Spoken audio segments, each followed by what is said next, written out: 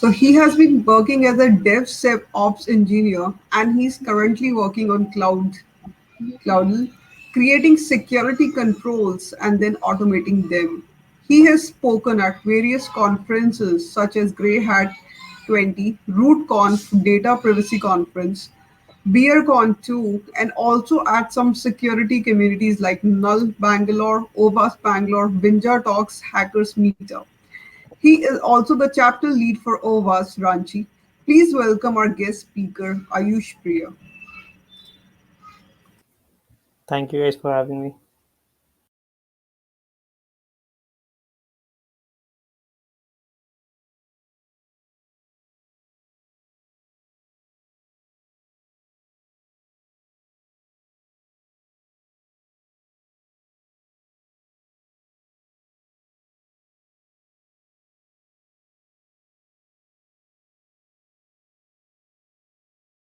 Automating application security. I am Ayush. I work as a cloud security.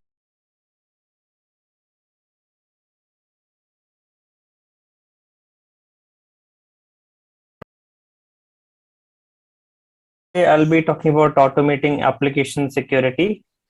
I am Ayush. I work as a cloud security specialist engineer at Cloudl. I've spoken at a few other conferences, Blue Team Villages, Grey Hat, VeerCon, Global CyberSec Summit, and very recently besides NCL as well.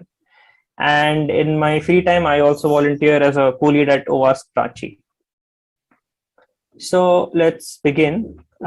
This talk, we'll try to answer some questions, and essentially through this question or answer format, we'll figure out how essentially we can automate our application security workflows. And I mean, if we haven't done that ever, then how do we go about starting automating our workflows, right? So we'll take a brief look at what is application security. We'll take a look at what has changed. So application security is a really old realm of InfoSec. So we'll take a look at what changes have been there ever since it has been in the security industry.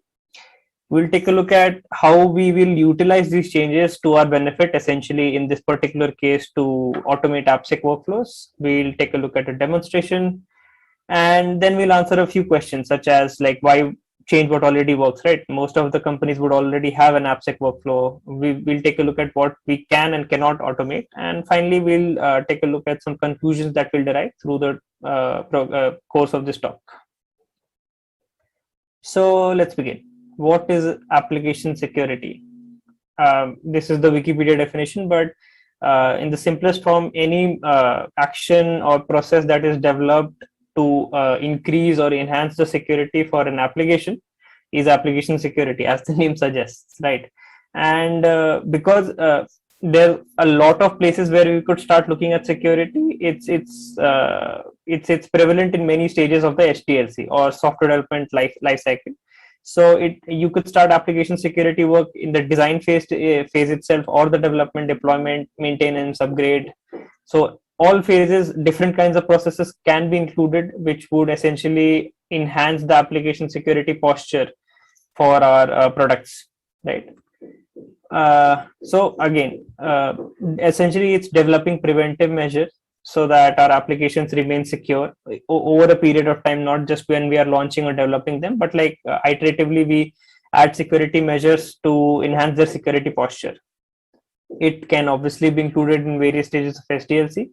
It is one of the most crucial aspects of security because almost everything is an application in some form or the other. And if we take out application from IT, then we don't really have a lot of things to protect anyways, right? And application security, so insecurity is essentially a violation of one or more of these three things in the CIA triad, right? Confidentiality, integrity, and availability. So application security is in essence the opposite of it, that is to maintain the CIA triad. So we want to maintain the confidentiality, integrity, and availability of the applications that we're trying to secure. And examples of AppSec processes are static application security testing, or SAST for short, and dynamic AST essentially. So different kinds of things, right? So for example, static application security testing is essentially looking for identified or previously known bad coding patterns, for example, and then flagging them for review, right? So obviously a human can review them, but at this point there are tools as well that can do this for us and flag these issues for us, so we can just take a look at them instead of having to plow through like plethora of code and millions of lines of code to actually find these lines.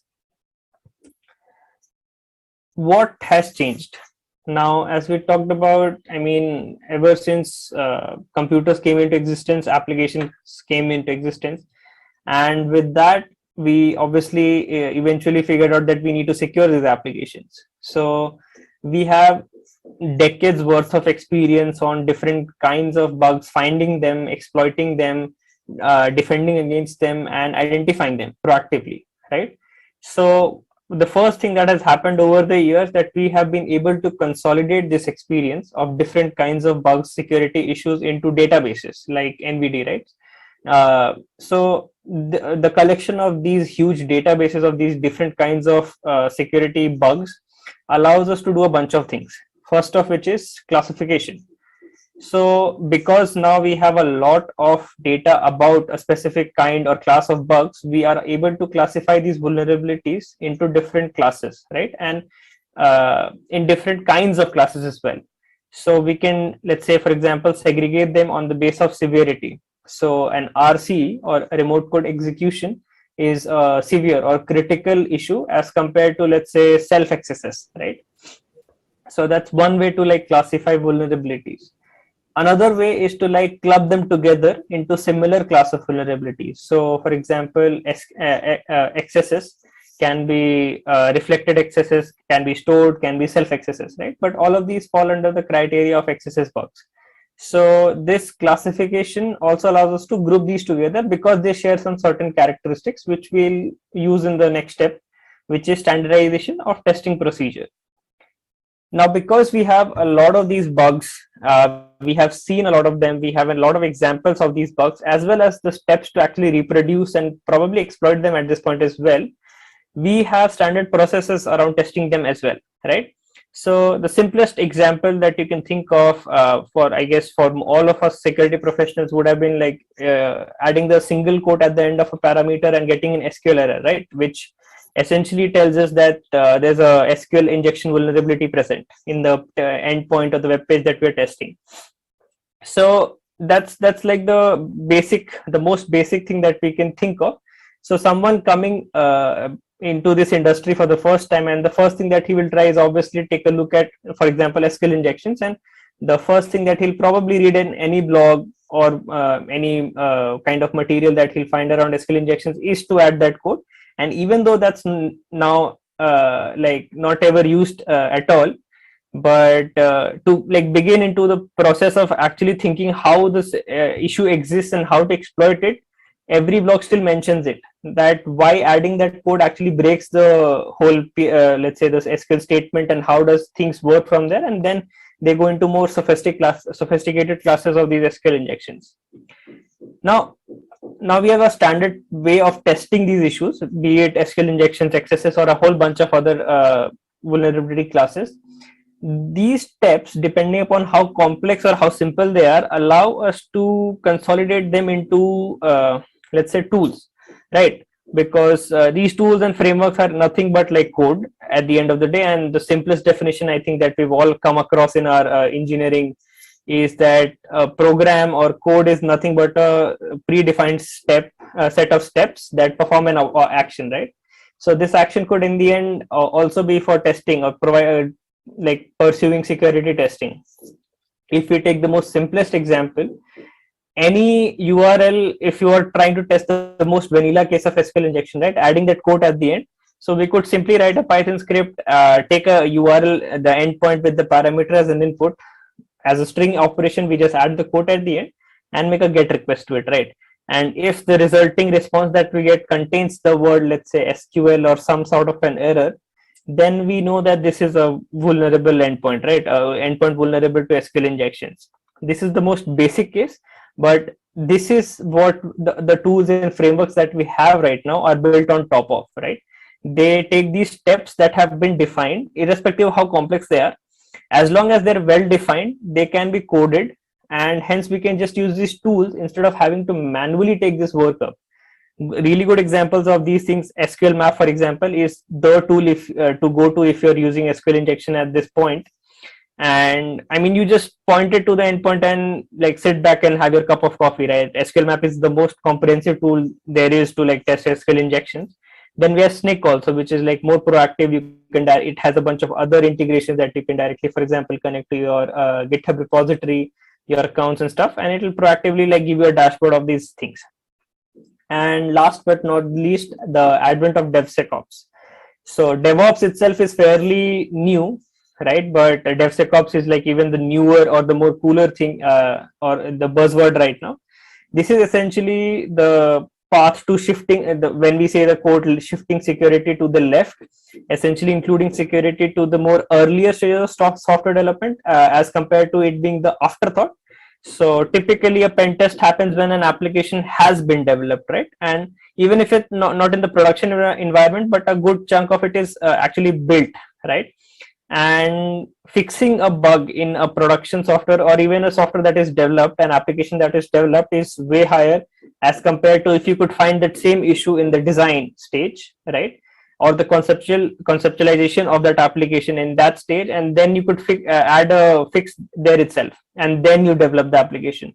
So the whole idea of shifting security to the left and adding DevSecOps is essentially trying to automate a lot of security testing and having a constant feedback loop essentially, so that the developers can test a lot of things themselves instead of having the pen testing team to always have to do it at the end of it, and then they go back to the drawing board to fix a bunch of issues that the team has found and then testing again, right? So there's that.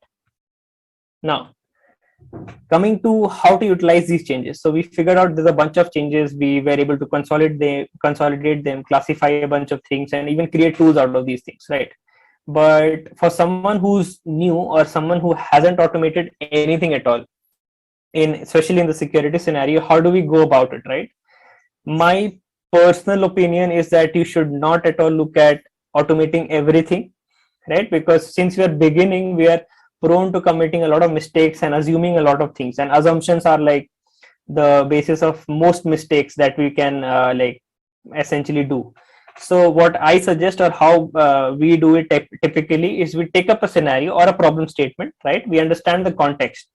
Now, when I say context, it means that not every single thing that you find, the issue that you find, could be translated into an actual security issue for that particular context, right? For example, if you use for example, some eval based functions, for example, in Python, then SAST tools would probably flag that as potential RCs, right? Because what eval function in Python does, it allows you to execute Python code as a string, which would typically be an input, right?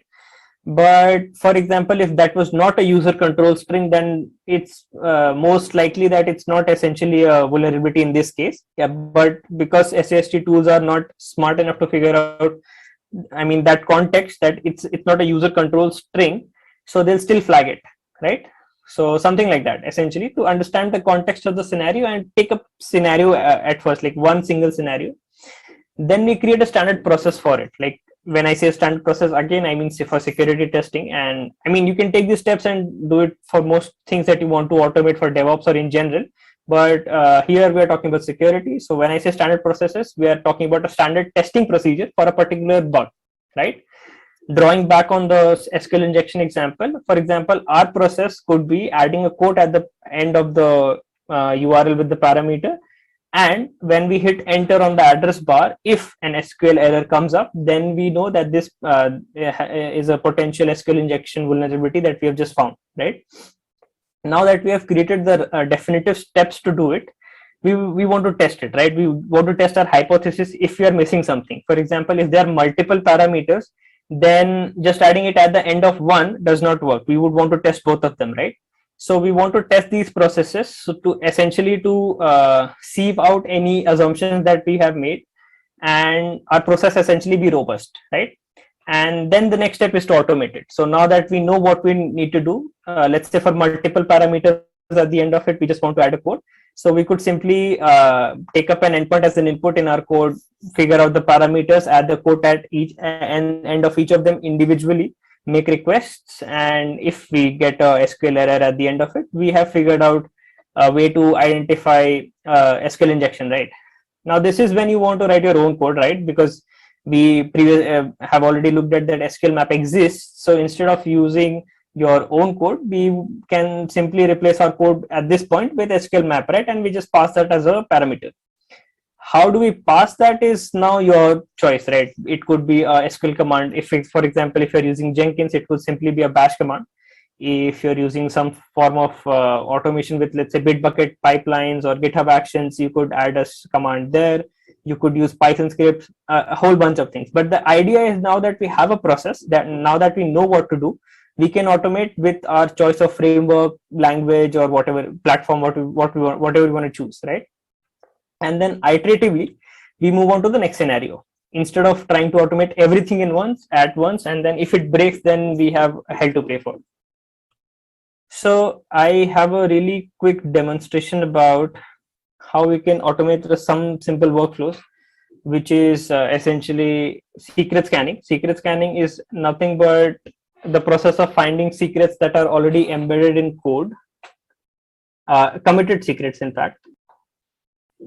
So here we have a bunch of workflows. This is GitHub Actions, right? So this is essentially GitHub's compute offering. We write YAML workflows here. So this is one sample workflow. This is something that I've written. So it's essentially like what, 36 lines or something.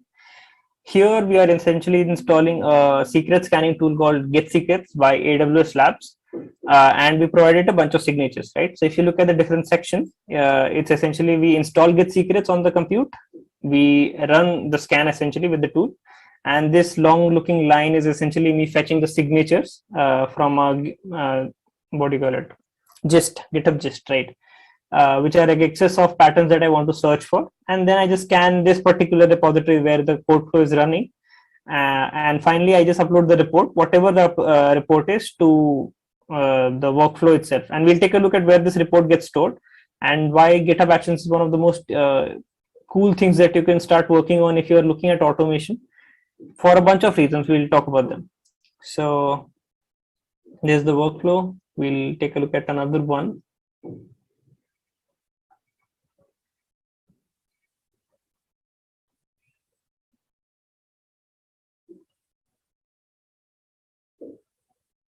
So this is shift left scan. And the fun part about this is that I didn't have to write this. So GitHub Actions has something called Marketplace, which is essentially pre-built actions that you can just install on your repository with a few clicks of a button, right? And then this workflow gets added to your repository. A bunch of other things could also happen. A few workflows also give you a security tab in your repository itself for security management, which we'll take a look at the later side of this video. But essentially what is happening here again is this shift left scan will perform a scan on our repository and then again upload a report of whatever it found and whatever were the findings to the Artifactory that GitHub provides you out of the box. So again, going forward.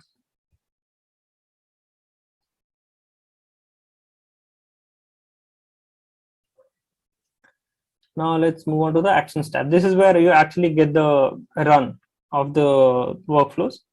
So let's first take a look at this. This is the shift left scan. And we take a look at the job. This is where you will find the logs and the essential output from the tools that you're running your workflows. So this is a scan that ran, and as you can see, it found one vulnerability which was in the dependency, and then performed a bunch of other things as well. Here you could see that the dependency scan failed because it found a critical vulnerability in one of the dependencies. It also failed the secrets audit. So this is the security tab that I was talking about earlier. It gives you like built-in security management in your repository itself for your code, instead of having to use some other tool, for example, Defect Dojo perhaps, or some other thing, uTrack maybe. Okay, so coming back to the Actions tab, now we'll take a look at our Git Secrets workflow. Again, going to the same build thing where we'll have the logs. Here's where we run the scan. Here's the commands that we had as part of that section. And lastly, we upload the report. to as an artifact to GitHub Actions itself, right? And this is all of this functionality is provided by GitHub out of the box. You don't have to set anything up. The only thing that you'll essentially be doing is to like add that workflow file. And if you scroll down here, you can see the Git secrets report, right, which got uploaded. You can simply download this as a zip, and you can upload as many as you want. And the fun thing about GitHub Actions is that you get free tier usage as well. So if you're looking to save money and you probably already have an enterprise edition of GitHub with you, GitHub Teams with you, it gives you a lot of minutes for compute, storage, and other things, right? So not only it allows you to like put your packages in GitHub itself, it also allows you to store your Docker images and stuff like that, right? And you could maintain all of your repository within your repository itself, having instead of having to maintain another tool to take a lot of these actions. So we'll continue from why change what already works, right? So I mean, obviously you all will already have some process around securing your application. So why would you want to automate in the first place, right? The first and foremost thing is it reduces human toil. So if you think about performing SQL injections or any testing for that matter, there's a certain baseline set of things that you have to do, right? So if you want to exploit an SQL injection, it first of all should exist, and its existence should be verified. So you will have to use these baseline methods, for example, adding that code thing to figure out if SQL injection exists in the first place. Now, this is in the category of human toil simply because of the fact that this is repetitive work, right? And this does not really require a human to do this because it's well defined, and it just would frustrate you. It's like adding the same rows to an Excel sheet over and over again, right? You would essentially get frustrated out of this thing. So a lot of these aspects that we have to do, but are not necessarily something that require, let's say, our thinking capabilities, right, is essentially human toil, which would eventually lead to frustration in the end, right? So it also reduces chances for human errors and biases. Now, human errors simply because if you're doing a lot of repetitive activities, we are bound to miss every now and then, right? For example, capitalizing, let's say, a row of names in an Excel. If you do it individually, because it's not something that, let's say, code is great at. I'm just giving an example. So if you do this for, let's say, 100 or 200 rows, you're bound to probably make one or two misses, right? So something like that, because computers are good at like just following instructions and not miss a beat. Using automation essentially would take away these simple human errors out of repetitive activities. I'm not saying it will eradicate them, but it will reduce them. And it will also reduce human biases, right? So when I say human bias, it's inevitable that humans have biases around things and opinions about things, right? Simply because, for example, a particular security engineer or a pen tester could have a bias where he considers a certain kind of bug, let's say bug X, as critical, right? But in reality, for especially for the context, it's not really critical. Let's say it's a medium or a low severity bug, right? So because of his bias, he's identifying that bug as something else than it's actually meant to be, right? So if we could figure out a proper methodology to evaluate the severity of the bug, we will be able to do away with the bias as well of the human engineer, right? And adding automation obviously when you reduce errors, when you reduce biases, and you reduce the human toil and frustration out of the system, it's essentially going to be robust, right? And obviously robust does not mean that it works all the while, but it also means that it will not fail most of the time. I mean, that's the ideal case, but yeah, essentially. And obviously enables trust for further automation, because once you see automation in action, and then you see that it actually works on over a course of time, right, with least amount of downtime or failures, and it actually works, takes away frustration from your engineers, and reduces errors and a whole bunch of other things, you would want to automate further and take up other things that you could essentially automate and do away with, right? And all of these things essentially boil down to the fact that it frees up the costliest resource or costliest security resource, the engineer itself, right? So I mean, at this point, probably there are tools that cost more than an engineer. I don't know, that might be the case, but essentially the engineer is the most costliest resource in a security team, because this guy or girl has to figure out all of these different kinds of bugs. He has to hack into things, or probably figure out this chaining of issues together to perform some kind of an action, and then provide mitigation and remediation steps to the developers to do this, right?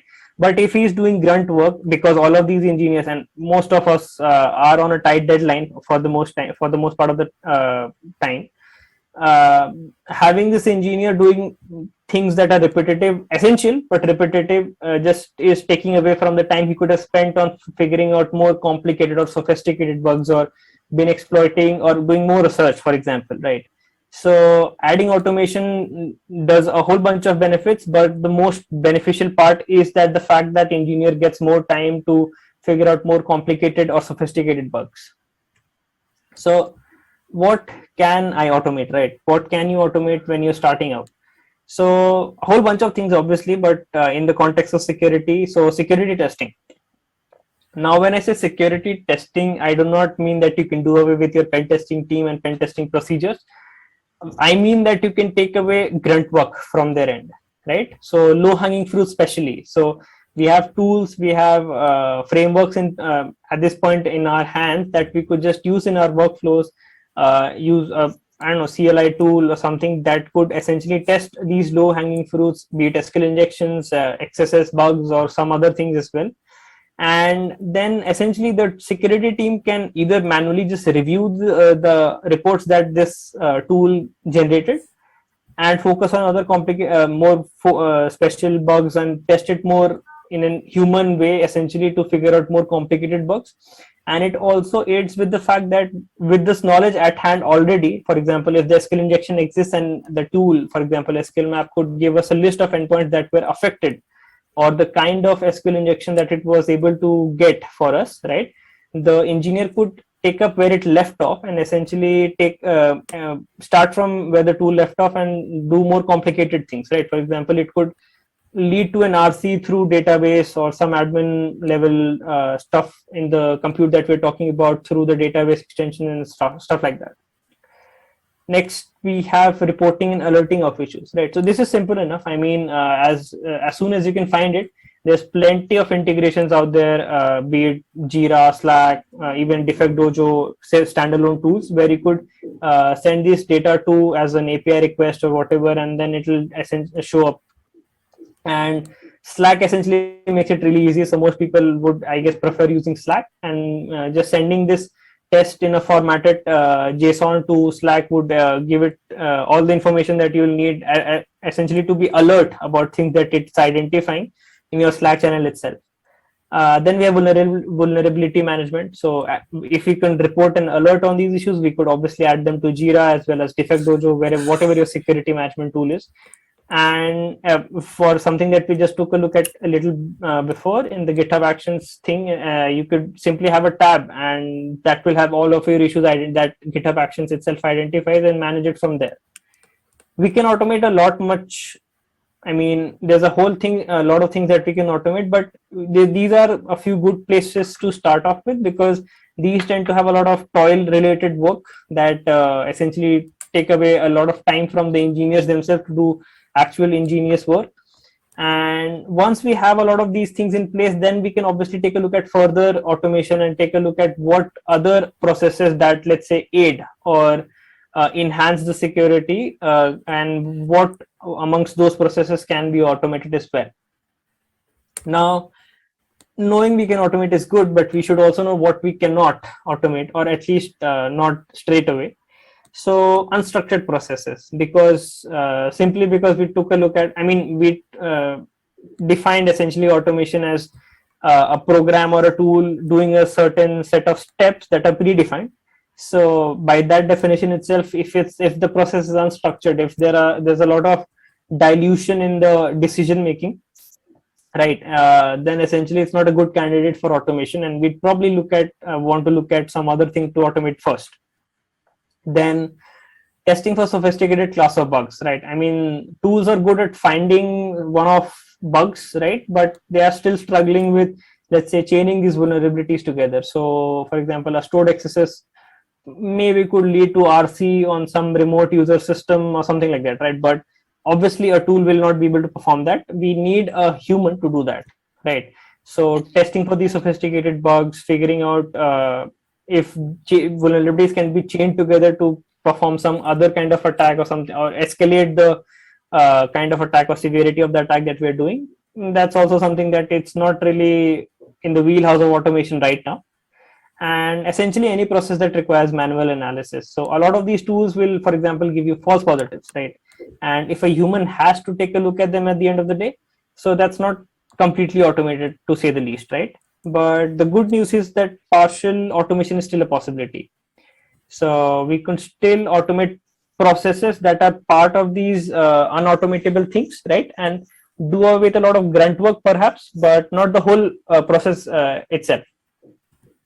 So that's about it. But let's just conclude on what we have looked through the course of this talk. So we took a look at what is application security, and we talked about consolidation and structuring of data, right? So we took a lot of experience, we structured the data, provided classification on top of it, and through that we were able to create standard processes that allowed us to develop tools and frameworks. We took a look at how we would go about automating processes if you are beginning to do it, and what is a good way to look at context, how do we want to test the procedure that we're thinking, and finally automate it with our choice of framework, right? There's a whole bunch of benefits associated with automation, robustness, reduced errors, and the most greatest one ever is the fact that the engineer gets more time on his hands to find more complicated things. And we also took a look at automations and its limitations, that we cannot automate a bunch of things, for example unstructured processes or things that require manual analysis. But the light at the end of the tunnel is essentially the fact that we can still automate parts of it, so we could still enhance the work we are doing, save some time, but it might not be the entire process that we are automating, at least at the moment, right? So there's that. Thank you for your time, and if you have any questions you can reach out to me on my handles.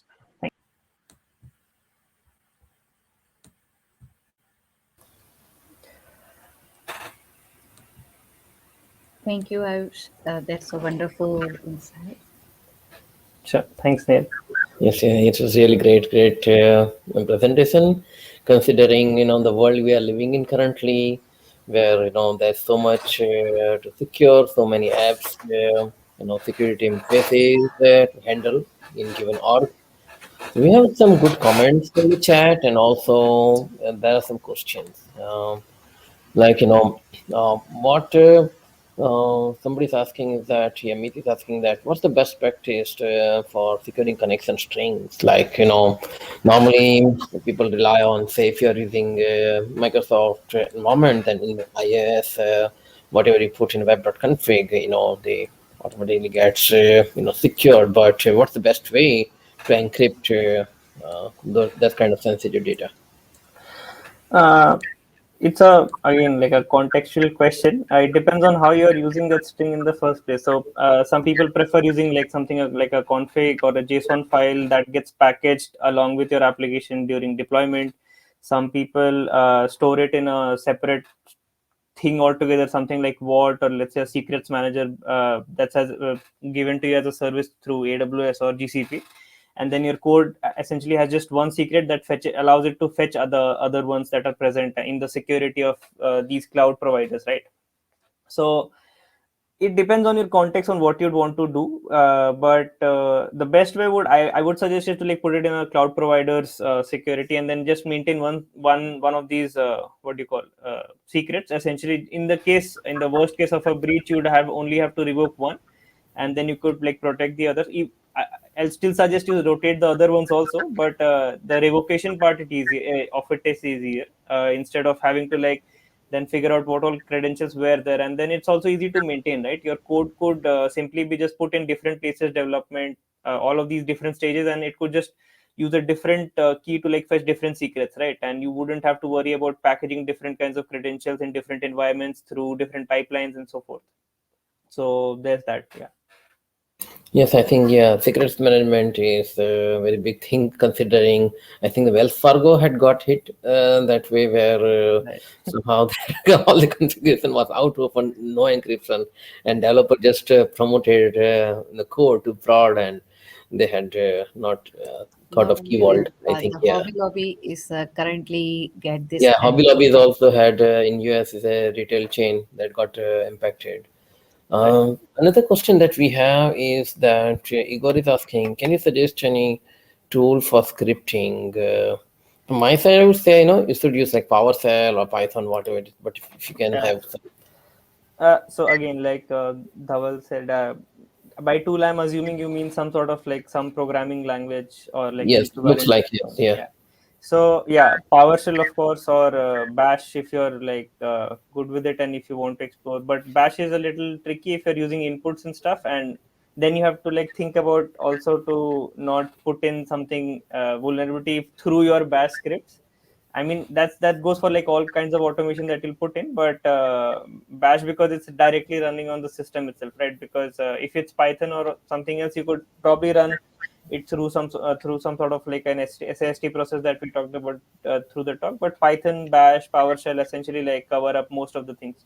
And if you're talking about like some cloud providers, you might look at YAML files, but they also essentially are just like formatted Bash scripts or like scripts that you package with your code to be run through that YAML file or like instructions put in those YAML files. So I think these cover most of it, but I wouldn't suggest you be limited by these. These are just the easier ones to do because you wouldn't want to add a steep learning curve to just to write some automation, right? Python is fairly simple to write it. Bash is so is Bash. Bash is essentially just a list of commands put in a file and then run it, right? So is PowerShell. So that's why I suggest these, but you can choose pretty much any language that you find relevant to your context. Yes, and somebody's interested in the API access to Slack. So do you need to Right. have Slack Premium or No, no, the not basic? really. So any Slack subscription, so it's not exactly it's essentially they give you an endpoint where you like post JSONs to, and that's available with the free tier Slack as well. You just go to, I think it's called app.slack.com or something like that, and then you create an app essentially, which will give you an endpoint. The down kind of a downside is that it's not there's no authentication. So if that endpoint is with anyone, I can send you a like a post on that channel or whatever is connected to that endpoint, but I mean it's you can treat it as a secret, At least and I think it that's would be perfectly fine. helpful for alerting Right. purpose. Like, Yeah. at least alerts are more welcome because people are now having to, check their Right. messages, emails, and WhatsApp. So this it's just another layer. But if you standardize on, I think your alerting, say everybody monitors Slack, then Slack, I think, can be a Also, Slack has the added benefit of giving you buttons and all, right? So you can like also put in actions along with your alert. So if it's some case that you know that you can like take an action right away, right? Like for example, you could block or like blacklist an IP for an, I don't know, some brute force SSH attack or something. So if you get an alert for that, you could have a button also that will take that action on behalf of you and do something about it, or blacklist that IP for a particular period of time, something like that, right? So yes, Slack yes. has that Well, added advantage. So instead of having you to build a like an entire dashboard or something, Slack gives you that functionality out of the box, and that's also what like I think with the free tier itself. yes, yes, yeah, that's great. One last thing is about SolarWinds. So, what's your take on testing third-party libraries? Because mostly when people get the libraries, they're more concerned about the functionality it provides and make sure Right. the functionality works right.